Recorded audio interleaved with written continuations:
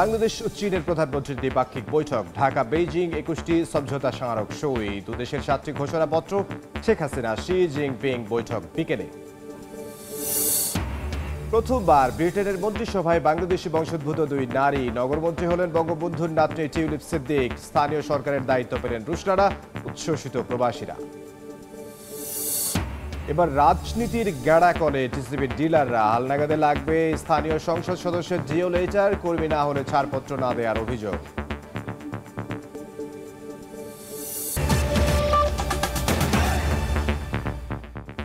সংবাদের সঙ্গে আছে আমি দাদুল হক।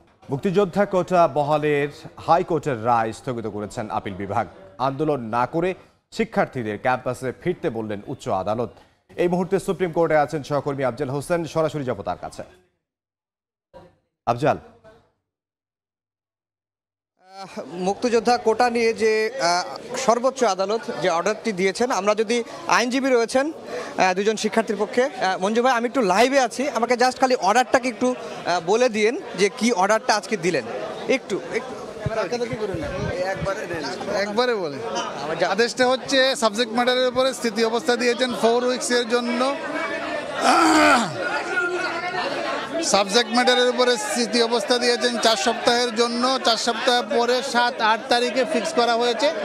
7-8 তারিখে আবার হিয়ারিংয়ের জন্য আসবে, তখন আদালত জাজমেন্ট দেখে পূর্ণাঙ্গ বিবেচনা করবেন, পরিপূর্ণভাবে বিবেচনা। আদালত কিছু অর্ডার দিয়েছেন, আদালত বলেছেন যারা আন্দোলনকারী ছাত্রছাত্রী তাদেরকে ক্লাসে ফিরে যাওয়ার জন্য বলেছেন।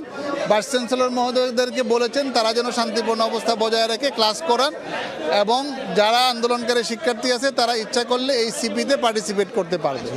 আমরা বুঝতে পেরেছি।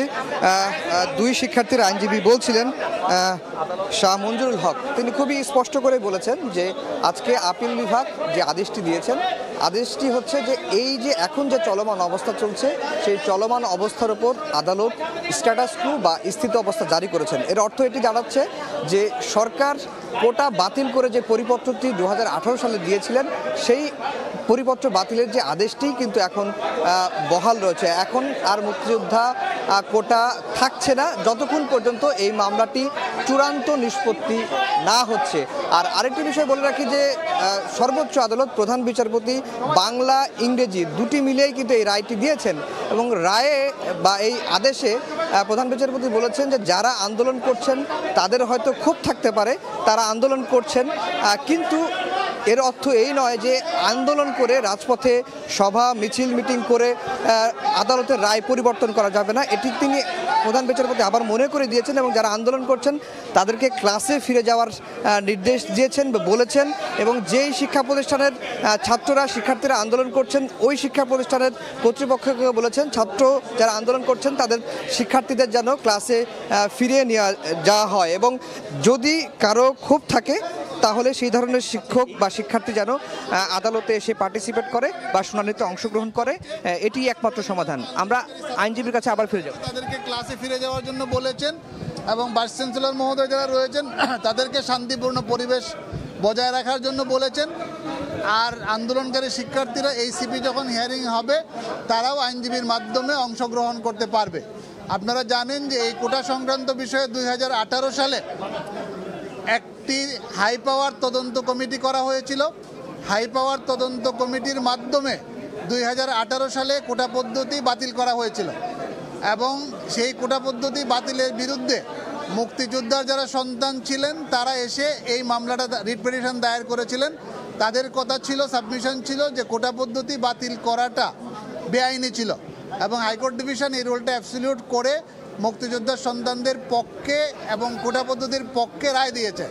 সেই রায়ের বিরুদ্ধে সরকার পক্ষ বাংলাদেশের অ্যাটর্নি জেনারেল আপিল দায়ের করেছিলেন। সেই আপিলটা শুনানির জন্য পেন্ডিং ছিল রায় পাওয়ার জন্য, কিন্তু বিষয়টি অত্যন্ত জনগুরুত্ব সম্পন্ন বিদায় আমরা গতকালকে সরাসরি ছিলাম হাইকোর্টে। এই মুহূর্তে সাভারের ঢাকা রিচা মহাসড়কে আছেন সহকর্মী মুজাফর হোসেন জয়, এবং ময়মনসিংহের জব্বারের মোড় এলাকায় আছেন সহকর্মী ওবায়দুল হক। প্রথমেই সরাসরি যাচ্ছি জয়ের কাছে। জয়, আমি রয়েছি ঢাকা আরিচা মহাসড়কের জাহাঙ্গীরনগর বিশ্ববিদ্যালয়ের ডেইরি গেটে। মূলত সকাল 10:30 থেকে জাহাঙ্গীরনগর বিশ্ববিদ্যালয়ের শিক্ষার্থীরা এই সড়ক অবরোধ করে বিক্ষোভ করে আসছে। আমরা কিন্তু এখানে দেখতে পাচ্ছি যে প্রচুর আপনার যানজট রয়েছে এবং অসংখ্য গাড়ি আপনার এই মহাসড়কের দুই পাশে কিন্তু দাঁড়িয়ে রয়েছে, যার ফলে কিন্তু যানজটের সৃষ্টি হয়েছে। সাধারণ মানুষের কিন্তু ভোগান্তি উঠেছে চরমে। আপনারা দেখতে পাচ্ছেন যে মূলত ভ্যান, কাভার্ড ভ্যান সহ আপনার গণপরিবহন এবং যে প্রাইভেট কার রয়েছে, ব্যক্তিগত প্রাইভেট কার সহ গণপরিবহন এবং অসংখ্য গাড়ি কিন্তু সড়কের দুই পাশে আপনার আটকা পড়ে আছে। এর ফলে কিন্তু তীব্র যানজটের সৃষ্টি হয়েছে। আমরা সকাল 10:30টায় দেখেছি যে জাহাঙ্গীরনগর বিশ্ববিদ্যালয়ের শিক্ষার্থীরা কোঠা বিরোধী আন্দোলনের মিছিল নিয়ে যখন সাভার ঢাকা আরিচা মহাসড়কের ডেইরি গেট এলাকায় অবস্থান নেয়, এরপর থেকে কিন্তু মানুষের চরমে পৌঁছেছে। এখানে কিন্তু দেখতে পাচ্ছি যে মহিলা সহ শিশু বাচ্চা সহ কিন্তু আপনার সাধারণ মানুষ পায়ে হেঁটে তাদের গন্তব্যে পৌঁছানোর চেষ্টা করছেন।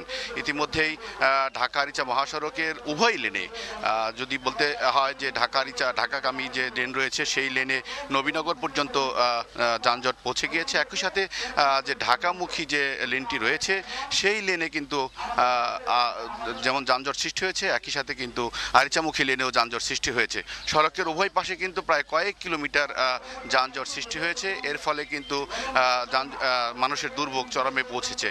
মূলত জাহাঙ্গীরনগর বিশ্ববিদ্যালয়ের ঢাকা আরিচা মহাসড়কের ডেইরি গেট থেকে আপনার সড়কের অবস্থা নিয়ে আমার কাছে এই ছিল। আমরা এখন চলে যাব ময়মনসিংহে। ময়মনসিংহের জব্বারের মোড়ে আছে ওবায়দুল হক, সেখানে রয়েছেন ওবায়দুল হক। আন্দোলনকারীরা যে বাংলা ব্লকেট কর্মসূচি পালন করছেন সারা দেশে, সেই কর্মসূচির অংশ হিসেবে বাংলাদেশ কৃষি বিশ্ববিদ্যালয়ের শিক্ষার্থীরা কিন্তু ঢাকা ময়মনসিংহ রেলপথ অবরোধ করেছে প্রায় 1 ঘন্টারও বেশি সময় ধরে। যে বিশ্ববিদ্যালয়ের জব্বারের মোড় রয়েছে সেই জব্বারের মোড়ে তারা অবস্থান নিয়েছেন। সেই অবস্থান নিয়ে কিন্তু এখানে যে জামালপুরগামী তিস্তা এক্সপ্রেস ট্রেন, সেই ট্রেনটি আটকে দিয়ে কিন্তু তারা এই যে অবরোধ কর্মসূচি সেই কর্মসূচি পালন করছেন। আমরা দেখতে পাচ্ছি যে এই বিশ্ববিদ্যালয়ের শিক্ষার্থী যারা রয়েছেন তারা কিন্তু রেল লাইনের ওপরে বসে কিন্তু এই অবস্থান কর্মসূচি পালন করছেন এবং এই যে তিস্তা এক্সপ্রেস ট্রেন সেই ট্রেনকে আটকে দিয়ে কিন্তু তারা এই অবরোধ কর্মসূচি পালন করছেন। আমরা দেখেছি যে সকাল 10টার পর থেকেই কিন্তু শিক্ষার্থীরা মিছিল নিয়ে এই যে জব্বারের মোড় এখানে এসে উপস্থিত হন এবং সেখানে অবরোধ কর্মসূচি এবং অবস্থান কর্মসূচি পালন করেন। এরপর 11:15 দিকে যে ট্রেনটি তিস্তা এক্সপ্রেস ট্রেনটি জামালপুরগামী সেটি এখানে আসা মাত্রই সেই ট্রেনটি আটকে দেওয়া হয় এবং এই আটকে দেওয়ার ফলে কিন্তু যাত্রী যারা রয়েছে তারা কিন্তু ব্যাপক দুর্ভোগে পড়েছেন এবং যারা এছাড়াও যে পেছনে কিন্তু আরও 2টি ট্রেন জামালপুর এক্সপ্রেস এবং অগ্নিপীনা এক্সপ্রেস, এই 2টি ট্রেন কিন্তু ঠিক পেছনে কিন্তু আটকে রয়েছে। এছাড়াও এই যে লাইন ঢাকা ময়মনসিংহ যে রেলপথ, এই রেলপথে কিন্তু আজ আরও মোট 8টি ট্রেন কিন্তু যাতায়াত করবে। যদি এটি যেহেতু এটি শিডিউল বিপর্যয় হয়েছে, সবগুলো ট্রেনই কিন্তু শিডিউল বিপর্যয় ঘটবে এবং এই আসলে যাত্রীরা বুঝতে পারছেন না যে তারা কখন সেই অবরোধটি তুলে নেবেন। তবে আমি যেটি জানতে পেরেছি যে হাইকোর্টের যে রায় সেটি কিন্তু 1 মাসের জন্য স্থগিত করা হয়েছে। এখন যে শিক্ষার্থী যারা রয়েছে তারা কেন্দ্রীয়ভাবে তারা যোগাযোগ করছেন আসলে পরবর্তী সিদ্ধান্ত কি হবে। পরবর্তী সিদ্ধান্ত না হওয়া পর্যন্ত কিন্তু তারা এই যে রেলপথ অবরোধ সেই রেলপথ অবরোধ তারা করছেন সেটি কিন্তু অব্যাহত রাখবেন এবং শিক্ষার্থী যারা রয়েছেন শিক্ষার্থীরা কিন্তু এখানে জড়ো হয়েছেন। আস্তে আস্তে আরও শিক্ষার্থী বাড়ছেন, অর্থাৎ সেই যে অবরোধের যে ভোগান্তি, এই ভোগান্তি নিরসনের যাত্রীরা চাচ্ছেন যে এই অবরোধটি যেন দ্রুত তুলে নেওয়া হয় এবং এই বিষয়ে যেন চূড়ান্ত সিদ্ধান্ত নেওয়া হয়। তো এই ছিল ময়মনসিংহের বাংলাদেশ কৃষি বিশ্ববিদ্যালয়ের জব্বারের মোড় থেকে রেলপথ অবরোধের সর্বশেষ। বাংলা ব্লকেটের খবর জানাচ্ছিলেন ময়মনসিংহে থেকে সহকর্মী ওবায়দুল হক এবং সাভার থেকে যোগ দিয়েছেন সহকর্মী মুজাফর হোসাইন জয়। বেইজিংয়ে প্রধানমন্ত্রী শেখ হাসিনা ও চীনের প্রধানমন্ত্রীর নেতৃত্বে দ্বিপাক্ষিক বৈঠকে চীন বাংলাদেশ 21টি সমঝোতা স্মারক সই হয়েছে। এছাড়া 7টি ঘোষণাপত্রও দিয়েছে দুদেশ। এর আগে স্থানীয় সময় সকালে বেইজিংয়ের দ্য গ্রেট হলে প্রধানমন্ত্রী শেখ হাসিনাকে দেয়া হয় রাজকীয় সংবর্ধনা। গ্রেট হলে পৌঁছালে তাকে স্বাগত জানান চীনের প্রধানমন্ত্রী লি কিয়াও। দেশটির 3 বাহিনীর সদস্য প্রধানমন্ত্রী শেখ হাসিনাকে গার্ড অব অনারে সম্মান জানায়। সরকার প্রধান শেখ হাসিনা রীতি অনুযায়ী গার্ড পরিদর্শন করেন। এ সময় প্রধানমন্ত্রী লি কিয়াও উপস্থিত ছিলেন। পরে হল অব দ্য পিপলে শুরু হয় আনুষ্ঠানিক দ্বিপাক্ষিক বৈঠক। এতে নেতৃত্ব দেন দুদেশের প্রধানমন্ত্রী। তাঁদের উপস্থিতিতেই বাংলাদেশ ও চীনের মধ্যে সই হয় 21টি সমঝোতা স্মারক। বিকেলে চীনের প্রেসিডেন্ট শি জিনপিং এর সঙ্গে বৈঠকের কথা প্রধানমন্ত্রীর। সব কর্মসূচি শেষে আজ রাতেই বিমান বাংলাদেশ এয়ারলাইন্সের বিশেষ ফ্লাইটে ঢাকায় ফেরার কথা রয়েছে সরকার প্রধান শেখ হাসিনার।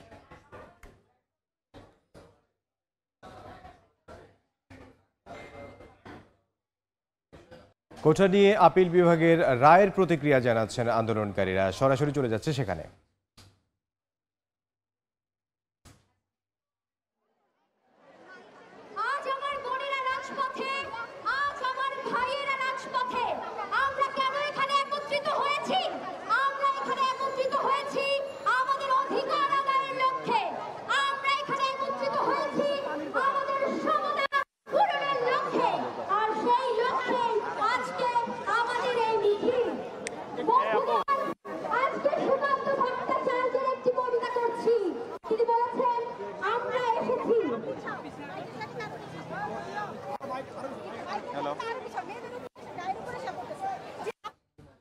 আমরা সরাসরি ছিলাম ঢাকা বিশ্ববিদ্যালয়ে।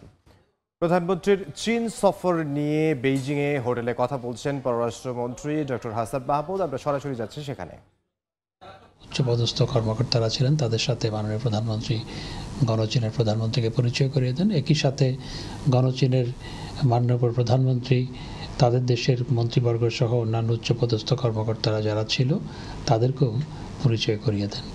এরপর দুই দেশের মধ্যে দ্বিপাক্ষিক বৈঠক হয়। দ্বিপাক্ষিক বৈঠকের পরে গণচীনের মাননীয় প্রধানমন্ত্রী তিনি মাননীয় প্রধানমন্ত্রী সহ তার সফর সঙ্গীদের মধ্যাহ্নভোজে আপ্যায়িত করেন এবং অত্যন্ত আন্তরিকতাপূর্ণ পরিবেশে ফলপ্রসূ আলোচনা হয়েছে দীর্ঘ সময় ধরে এবং সমস্ত বিষয়গুলো নিয়ে আলোচনা হয়েছে। এবং গণচীনের মাননীয় প্রধানমন্ত্রী বাংলাদেশকে $1 বিলিয়ন ইকোনমিক অ্যাসিস্ট্যান্স দেওয়ার কথা ঘোষণা করেছেন এবং তিনি বলেছেন যে বাংলাদেশের সাথে সম্পর্ককে তারা অত্যন্ত মূল্য দেয় এবং বাংলাদেশ পৃথিবীর যে কয়েকটি দেশে তাদের ইঞ্জিনিয়ারিং অ্যাসিস্ট্যান্স সবচেয়ে বেশি, তার মধ্যে বাংলাদেশ একটি, এবং তারা বাংলাদেশ এবং গণচীনের সম্পর্ককে তিনি নতুন পর্যায়ে নিয়ে যাওয়ার অভিপ্রায় ব্যক্ত করেছেন। এবং একই সাথে তিনি জাতির পিতা বঙ্গবন্ধু শেখ মুজিবুর রহমানের 1952 সালে এবং 1957 সালে চীন সফরের কথা উল্লেখ করে বলেন এরপর মাননীয় প্রধানমন্ত্রীর 6 বারের সফরের মাধ্যমে বাংলাদেশের সাথে চীনের যে গভীর সম্পর্ক স্থাপিত হয়েছে, আগামী দিনগুলোতে এই সম্পর্ক আরও বিস্তৃত হবে এই মর্মে আশাবাদ ব্যক্ত করেন। এবং আগামী বছর আপনারা জানেন যে বাংলাদেশ এবং চীনের মধ্যে ডিপ্লোম্যাটিক রিলেশনশিপের 50 বছর পূর্তি হতে যাচ্ছে।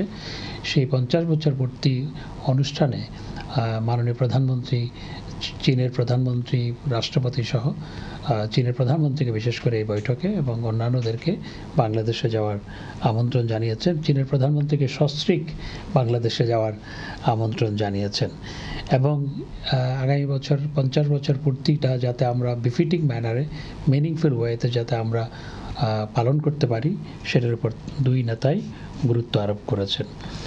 এবং মাননীয় প্রধানমন্ত্রী এছাড়াও চীনের প্রধানমন্ত্রীর সাথে রোহিঙ্গা সমস্যা সমাধানে তাদের সহায়তা কামনা করেছেন এবং মাননীয় প্রধানমন্ত্রী চায়নার সাথে যে আমাদের ট্রেড গ্যাপ আছে সেটি কমানোর উপর বিশেষ গুরুত্ব দিয়ে আলোচনা করেছেন।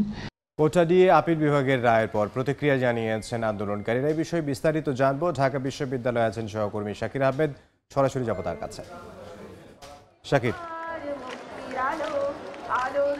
সরকারি চাকরিতে কোটা ব্যবস্থা অর্থাৎ মুক্তিযোদ্ধা কোটা সহ যে 56% কোটা রয়েছে সেই কোটা আসলে পুনর্বহাল হবে এমন সিদ্ধান্তের পরিপ্রেক্ষিতে শিক্ষার্থীরা আন্দোলনে নেমেছিলেন।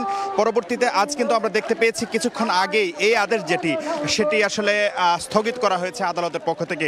তারপরেও কিন্তু শিক্ষার্থীরা বলছেন যে তাদের শুধু এই স্থগিত আদেশ নয়, বরং কোটা সংস্কার করে অর্থাৎ কোটা পদ্ধতির যে একটি যৌক্তিক পরিবর্তন বা স্থায়ী সমাধান সেটি করলেই তারা কেবল আন্দোলনের যে মাঠ রয়েছে সেই আন্দোলনের মাঠ ছাড়বেন। তারা বলছেন যে একটি কমিশন করে স্বচ্ছ প্রক্রিয়ায় এই কোটা পদ্ধতির যৌক্তিক সংস্কার, অর্থাৎ তারা বলছেন যে প্রতিবন্ধী ক্ষুদ্র নিগোষ্ঠী সহ যাদের জন্য কোটা প্রয়োজন, অর্থাৎ যারা সমাজের অনগ্রসর অংশ রয়েছেন তাদের জন্য কোটা পদ্ধতি প্রয়োগ করে, অর্থাৎ সীমিত সংখ্যক কোটা রেখে মেধার ভিত্তিতে যেন সরকারি চাকরির যে পরীক্ষাগুলো রয়েছে সেগুলোতে আসলে যোগ্য প্রার্থীদেরকে নিয়োগ করা হয়। আজকের রায়টি সম্পর্কে তারা কিন্তু বিশেষত বলছেন যে এই রায়টির প্রতি তাদের সম্মান রয়েছে, তবে তারা বলছেন তারা এই রায়ের পরই, অর্থাৎ এই স্থগিতাদেশের পরেই কিন্তু তারা মাঠ ছাড়ছেন না। তারা বলছেন যে পরিষ্কারভাবে নির্বাহী বিভাগের মাধ্যমে একটি পৃথক কমিশন গঠন করতে হবে, যে কমিশনটির আসলে এই কোটা সংস্কার যে রয়েছে, অর্থাৎ যে কোটা পদ্ধতি রয়েছে এই কোটার যৌক্তিক সংস্কার করবে, অর্থাৎ যে সংখ্যাগুলো রয়েছে শতাংশগুলো রয়েছে সেগুলোকে যৌক্তিক পর্যায়ে নামিয়ে আনবে।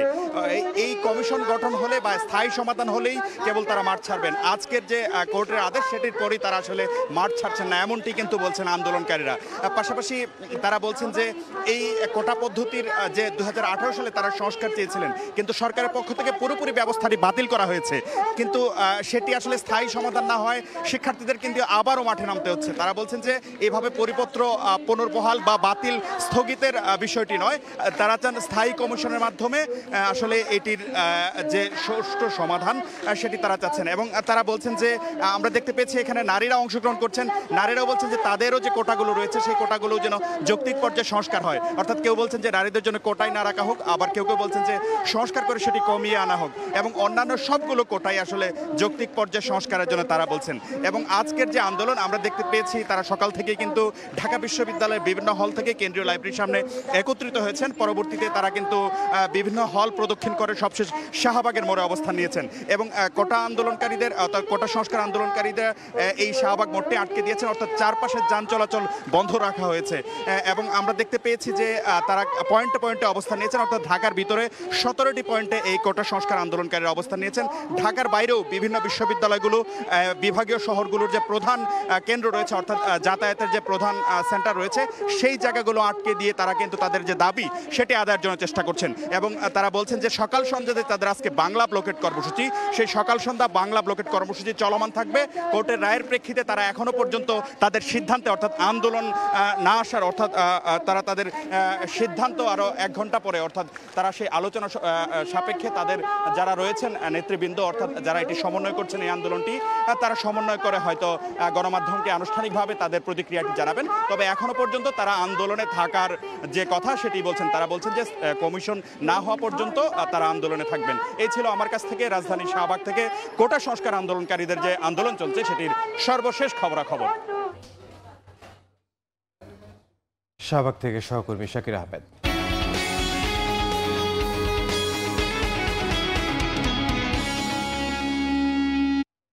টানা 3 দিন দাপটের সঙ্গে লেনদেন শেষ করার পর বুধবার কিছুটা ঝিমিয়ে পড়েছে দেশের প্রধান পুঁজিবাজার ঢাকা স্টক এক্সচেঞ্জ। বুধবার বেলা 12:30 পর্যন্ত লেনদেনে ডিএসসির প্রধান সূচকে যোগ হয়েছে 18 পয়েন্ট। এই সময়ে লেনদেন শুরুর প্রথম 1.5 ঘন্টায় 423 কোটি টাকার শেয়ার লেনদেন হয়েছে ডিএসসিতে। এ সময়ে লেনদেন হওয়া শেয়ারের মধ্যে দাম কমেছে 184টি কোম্পানির শেয়ার, বেড়েছে 159টির। এর আগে সবকটি সূচকের উত্থানে শেষ হয় ঢাকা স্টক এক্সচেঞ্জের মঙ্গলবারের লেনদেন।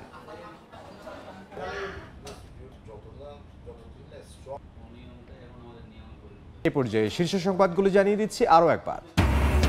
বাংলাদেশ ও চীনের প্রধানমন্ত্রীর দ্বিপাক্ষিক বৈঠক ঢাকা বেইজিং 21টি সমঝোতা স্মারক সই। শেখ হাসিনা শি জিনপিং বৈঠক বিকেলে 1 বিলিয়ন চীনা মুদ্রা সহযোগিতার আশ্বাস। এই ছিল সময় সংবাদে। খেলার সময় সঙ্গে থাকবেন সহকর্মী মাকসুম আলম খান। ইমদাদ, ধন্যবাদ আপনাকে। খেলার সময়ের আয়োজন নিয়ে ফিরছি কিছুক্ষণ পর, সঙ্গেই থাকুন সময়ের।